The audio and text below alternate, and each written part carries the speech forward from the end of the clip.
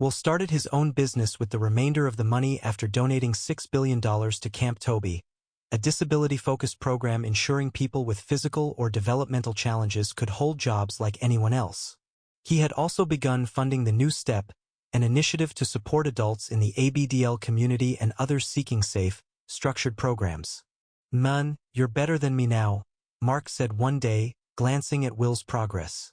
"Your YouTube channel is funding both programs. Can you get people who might like to work here?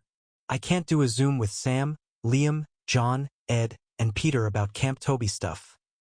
"Yes, I can," Will replied. Later, Sam addressed Will directly. "Before I say this, here's the name of the business, the New Step. Camp Toby and the New Step are going to work together."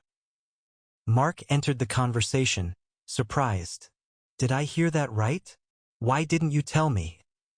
Will shrugged. "Because you'd let Mom and Dad know before it was official." Back at home, Pat and Mark Sr. organized a surprise party. A congratulations banner hung on the wall, and dozens of people filled the room. "I saw it on the camp Facebook page," Pat said. "Just what I meant," Will replied from his wheelchair. As the party wound down, Mark Jr. stayed behind to help Will relax, offering comfort and care. Pat and Mark Sr. raised a toast, celebrating Will's achievements. Later, Mark Jr. helped Will fully regress into a safe, comforting little space, cleaning him up, preparing fresh diapers, and making sure he was calm.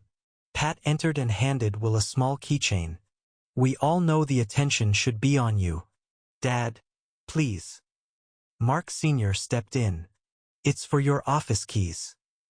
That night, lying in bed, Will whispered to Mark Jr., "You were right. Camp Toby may change our lives." "Not like this," Mark replied softly. "This is the only time I'll say it. Thank you for finding Camp Toby for me." Weeks later, Will's seizures became a courtroom-relevant issue. One day, he awoke in pain. "Somebody help me," he cried. Mark called for assistance, but Ron, his former PT, was in the UK. Liam reminded them, "Sam deals with pain all the time. A hot pack and legs up, he'll be fine." During office planning, Sam, Mark, Liam, and Will worked on structuring the camp and the New Step. "Don't overdo it," Mark warned. But when Will froze during a task, Liam and Mark Jr. called 911 as he went into a seizure. Once it passed, Will muttered, "I had another one. Sorry, Sam. I know you'd fire me now." "Why would I fire you for a seizure?" Sam replied, "You don't need to apologize." They began planning Camp Toby's next steps behind the scenes. Will overheard Sam reassuring families that campers would be well cared for. "It's like color war all over again," Will whispered. "You made this happen for the kids, not just for yourself," Mark reminded him. The following day, Pat and Mark Sr. checked on him. Will reported feeling better. "I'm not here for you right now," Pat said, "but your brother wants to end it with some people." Liam noted that Sam already knew about Will's epilepsy, and Mark Jr. reminded everyone, "Once you had your seizure, Sam acted differently to protect you." Sam issued new rules: if a buddy leaves, the camper leaves. Will confronted him directly, "If you don't like it here, then go home." The police were called to remove disruptive individuals, and even the child of a camp visitor spoke up, "These men are ruining the fun. Dad, take them away." Courtroom tensions escalated as Sam, Mark, Will, and their lawyers argued over dismissals, camper safety, and property rights. Sam's actions were scrutinized, including firing a buddy and sending a camper home prematurely. Testimonies revealed conflicts of interest with Ron, who admitted he recommended Will to Camp Toby partly due to financial incentives and personal biases. Will's lawyer highlighted Ron's attitude. He described Will's family as a crazy house and criticized them instead of taking professional responsibility.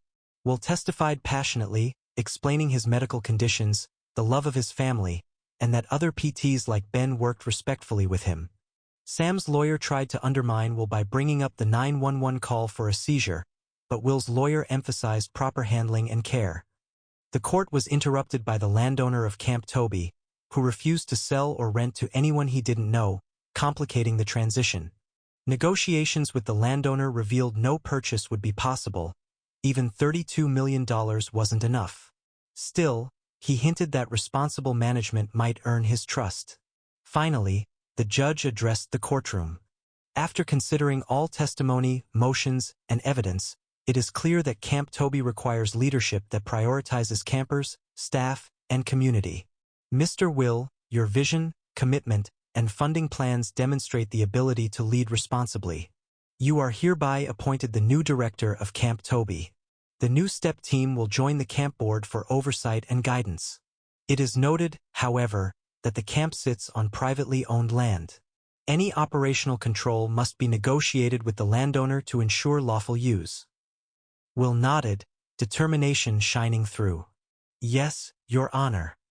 I understand, and I'll make it work responsibly. Sam panicked, trying one last time to use his lawyer to undermine Will with the 911 call, but the judge reminded everyone that a medical condition does not automatically disqualify someone from leadership. Outside the courtroom, Will, Mark Jr., and the new STEP team shared a quiet moment of victory. The camp's future was finally in capable hands. Will whispered to Mark Jr., "One step at a time, right?" Mark Jr. smiled. One step at a time.